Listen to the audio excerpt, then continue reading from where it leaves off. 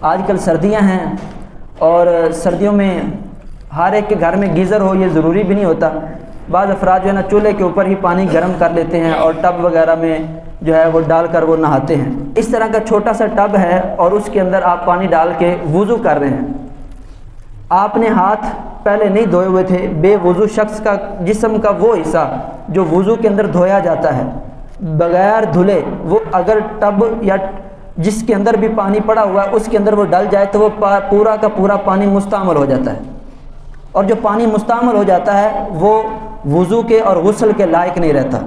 گھروں میں مائیں بہنیں یوں چھوٹے سے وہ برتن میں پانی گرم کر کے لے لیتی ہیں اور اسی سے وضو کر رہے ہوتے ہیں. ہاتھ خشک ہوتے ہیں، جیسے ہی ہاتھ ڈالا تو وہ پانی سارا کا سارا مستعمل ہو گیا.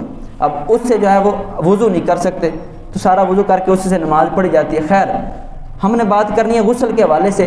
اگر ٹب کے اندر پانی لے کر ہم غسل کرنے کے لیے گئے ہیں اور غسل ہے وہ جو فرض ہے، اب اس صورت کے اندر اگر بغیر دھلا ہم نے اپنا ہاتھ اس کے اندر ڈال دیا یا ناخن ہی ڈال دیا تو وہ پورا کا پورا ٹب والا پانی مستعمل ہو جائے گا. اور مستعمل پانی سے طہارت نہیں حاصل ہو سکتی. بذات خود مستعمل پانی یہ پاک ہوتا ہے لیکن پاک کرنے والا نہیں ہوتا.